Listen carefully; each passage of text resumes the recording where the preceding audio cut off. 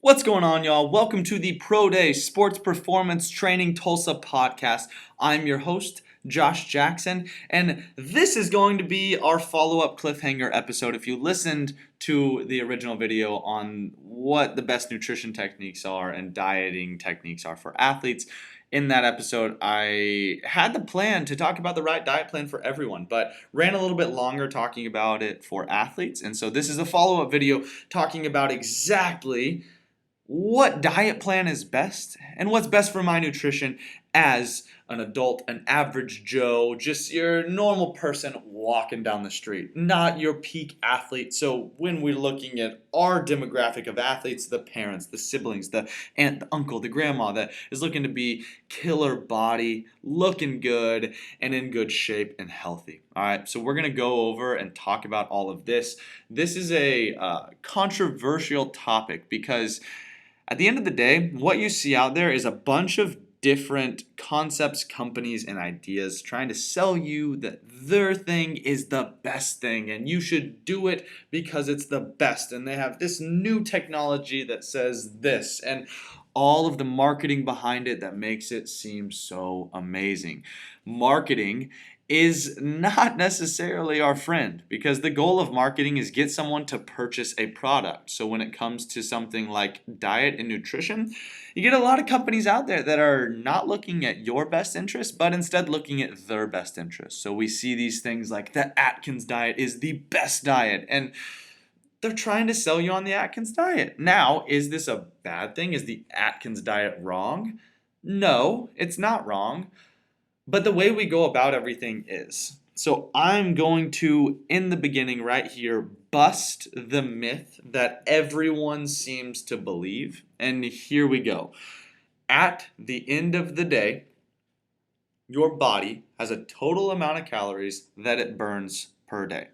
Whether you're sedentary, which means you just sit around all day, or whether you're a high level, your body has an amount of calories that it burns every day. Is it going to be the same every day? No, it won't be the same every day. Will it be in a ballpark? Sure, maybe. If you go to work every day, you sit, you go home, you do a similar routine, you'll probably burn similar calories. Now, if you are constantly changing up your workout routine and all that stuff, then maybe it fluctuates a little bit. But for the most part, you can get a consistent-esque number for yourself. But that doesn't stray away from the point that everybody's body burns a specific amount of calories per day.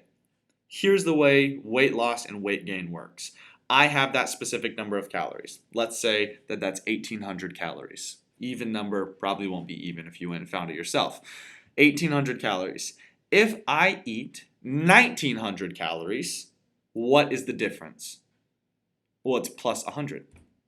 It's 100 more than what my original burning in the day was. So that means I gain weight. Let's say 1,800 is my base and I eat 1,700. Well, now I'm negative 100 calories.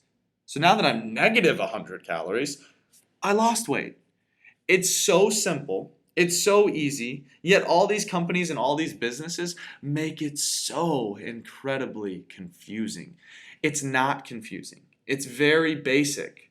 If I eat more calories than I burn, I gain weight. And if I eat less calories than I burn, I lose weight. Obviously, there are your outliers, but in the grand scheme of everything, this is true. Okay? So, as we go through everything, I need to just be sure that I'm eating less calories than I'm burning and I lose weight, or I'm eating more calories than I'm burning and I gain weight. All right? It's very straightforward. That's the answer to the question. So when it comes to looking at specific diets, if I'm looking at the Atkins diet, it's not that this whatever that I'm eating in this diet is doing the trick. It's making it happen and it's because of this diet that I'm losing weight. No. It's because you're eating less calories than you're putting in and thus losing weight. It's very, very simple. So when we start looking at keto, Atkins, carbs are bad, fats are good, fats are bad, carbs are good, all of these different concepts that people push onto us, at the end of the day, the goal is eat less calories than you're burning. And if you do that, then odds are you're going to lose weight. Now, the amount of calories, if you burn 100 calories a day, how much weight is that? Well, it's hard to give an exact number on that. You can look up some stuff out there that'll tell you specific numbers, but I like to use the scale as my friend. And I weigh myself every day. And if I've gone up in the past day, then okay, I need to do some adjusting. And if I'm counting my calories every day, and I know that for myself, 2,700 calories is what I can eat a day to maintain my weight. That is my maintenance calories. If I eat 2,250 a day, then I'm going to lose calories. And if I'm weighing myself every day and I'm consistently hitting that 2,250 number, then I can get an idea of how many pounds I'll lose in a day. Now, I will say with this, the rate at which you lose weight, it significantly goes down over time. So your body initially will drop a ton of weight. So you see a lot of times you'll jump into a diet. This happens to everybody. You're going to lose, let's say it's crazy, you lose 8 pounds in a week. And you're like, what is going on? This is insane. And then the next week you lose 2. And you're like, this sucks. It's not working. And then the next week you lose 1. And then you're like, this is garbage. So when you're looking at that, it's just because what you're doing is your body is used to getting more calories than it needs, so it's burning at a high level. Your metabolism increases in speed if you are eating more than what your maintenance calories are. So your metabolism speeds up. It's used to running at this high level. For that first week, it stays running at that high level. You lose a lot of weight. After that, your body's metabolism begins to slow down. You start burning calories a little bit slower than you would otherwise.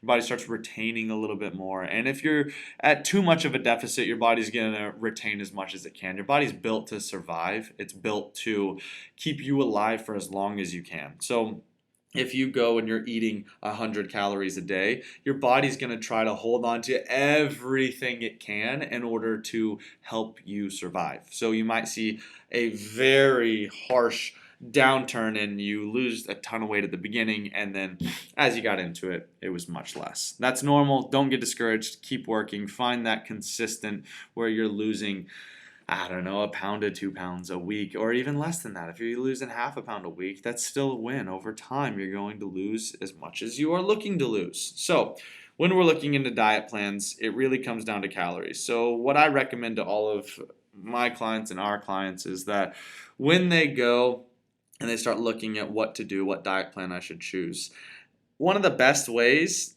to figure out your nutrition is to count calories. Now, when I say that, people are typically like, oh no, I don't want to do that. I understand that. Counting calories isn't necessarily fun, and it's a little bit annoying to do. But the thing about it is if you go and you count calories for, let's say it's a month, every day for a month you count calories, you're going to be able to go look at a dish or pick out a food. Because you know there's 100 calories in a banana, and they're all carbs. Or you can go look and you're like 4 ounces of chicken. There's somewhere between 21 and 23 grams of protein, probably 1 to 2 grams of fat because chicken's pretty low in fat, and no carbs. And so now that you know these things and you know what 4 ounces of chicken looks like, you know what a cup of rice looks like, you know all that stuff, then you just take context clues of the things that you've learned over that time and apply those moving forward. So I never recommend that somebody count calories for eternity. I recommend it for a short period of time, and then once it gets to the point where they feel pretty confident about what foods are what calories, then we weigh on a daily basis. We weigh ourselves, and as we go through weighing ourselves on a daily basis, which we do from the start anyway, that way we have an idea on how much we're losing and gaining, because you do lose and gain weight on a daily basis. Does that mean that your scale weight is 100% correct? Not necessarily, depending on how much salt, which affects water retention, which affects how much food's in your stomach if you use the bathroom, so on. All those things come into play, but it gives us a good idea on if we're dropping or if we're gaining. Because if you go into a day and you weigh yourself every morning in a similar time and you the next day are 2 pounds heavier, it probably doesn't have much to do with what you're eating. It probably, with the little details of it, of how much water are you retaining and stuff like that, it probably has more to do with, hey, you ate too many calories. Okay, so when we're counting, we're going to count for a short period of time. That way we have an idea on what foods look like, and then we get to the point where we can be self-sufficient. We know, because we've spent this time counting, we've become experts per se in our own diet and nutrition that we can go in and make smart decisions without having to be the crazy counter with MyFitnessPal on their phone counting everything up. We just have to be that for a short period of time so we know what exactly it is that we're getting into and how we can be responsible moving forward with eating. So as we go in to choose a diet plan, I want to be very clear. I said this earlier with the Atkins diet, but there isn't a diet that is a bad diet. Now, I say that. I struggle. I don't like shutting down anything that might work for somebody. But when we start to look at things like keto per se, the keto diet avoids carbohydrates. But the thing that it neglects is the facts that we know with carbs, fats, and proteins, or I guess the current facts that we know, because nutrition as well as exercise is ever changing.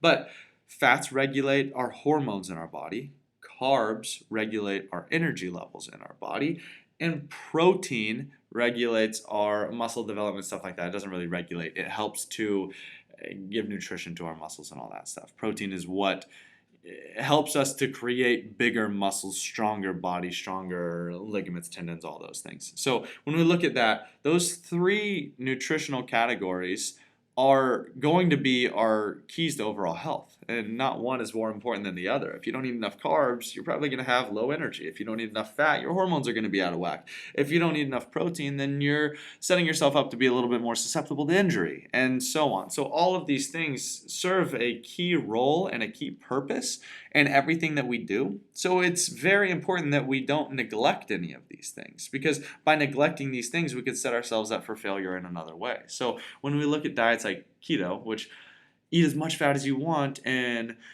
don't eat all these carbs. Like, the idea of ketosis is something that if you did on a high professional level with tons of research and tons of development for your own personal self, sure, it could work. And it'll work for almost everybody. But at the end of the day, it's not working because you are a wizard. It's working because you're eating less calories than you're burning. It's very simple. It's still back to that same concept. So when we're looking at all of these diets, if a diet says, hey, this is bad, then we need to really dive into, is it bad? Can I prove that wrong? And if I can prove it wrong, then it's probably not true. So should I do that diet? You make the decision for yourself, but if I'm making the decision, I'm saying no, I'm not going to do it, because I found out that what they're saying is true isn't actually true. So as we go through, you be your own best friend in this circumstance. You be your own expert. Do the research you need to do to be sure that what you're actually doing and looking into is true, is without waver going to help you with your goals. All right. So diet is the whole grand scheme of things. There isn't necessarily one that is 100% correct. All diets might work, which is why you see tons of types of diets. They don't work because they're not out there because they don't work. They're there because somebody's found out that they do, and so they've exploited that. And so the reason I like to count is you can eat any of the foods that you want to when you're counting calories. You just might not be able to eat as much of it as you want to. Or you might have to separate meals and space out meals so that way you can eat the foods that you want to. Back when I would count, I would be very strict on my diet throughout the days, making sure I was eating fully throughout the days. But if it was a day where I really wanted to cheat and I wanted to go to like a Mexican restaurant for dinner, earlier that day I would just have a lighter lunch. I would have a small lunch that would be heavy with like lettuce and stuff that's filling, and put some chicken, protein, all that stuff. Yeah, get a good meal in, but nothing huge, low in calorie. And then I'd go crazy at dinner and eat a lot of calories because I've set myself up to where I can do that. So it gives me the flexibility and the freedom to eat what I want still, and not say, I can't ever eat that again. I'm keto, I can't eat bread. It's like, no, you can eat all the bread you want as long as you're sure that you're counting calories and you're sure that you're under for the day or hitting your goal for the day, whatever that goal may be. Real quick, as a recap, that's a good amount of information on what diet's the best diet. There isn't one. In my opinion, I choose the counting calories, but if yours is different, then that's fantastic. Run with it. At the end of the day, it's all about calories burned versus calories gained. If you think you're going to out-exercise your diet, you're wrong. I would implore you to go to YouTube and type in eating at 10,000 calories a day, burning 10,000 calories in a day. Go look at those videos. They're pretty crazy. These fitness experts will go and try to burn 10,000 calories in a day, and literally they work where they work out from sun up to sundown. There's one guy I saw, he was running until like 4 in the morning just to be sure that he burnt all of it. He ran for like 5 hours straight because he wanted to burn all these calories, but you can't outwork a diet. It's impossible. Diet, they like to say it's 80% diet, 20% in the gym. I would say that that's wrong. I would say it's 90-10. It's all about what you eat. If you're really looking to lose some weight, you got to eat right or else it won't happen. So if you think I'll eat cake tonight so and I'll work out more tomorrow, well, your cake could be 800 calories, and in the hardest workout of your life you might burn 600. So it doesn't work that way. Now, does that mean that if you work out really hard you can't splurge a little bit? No, that's okay, but still be cautious of the calories that you're eating. I do want to give one last bit of information. I already talked about calories burning per day versus how much you eat and how that affects weight loss. The other thing that can be confusing for people, carbs, fats, and protein, those are always highlighted on a nutrition label. So you see like this thing has 500 calories and it has this many carbs, fat, protein, this much sodium, all that stuff.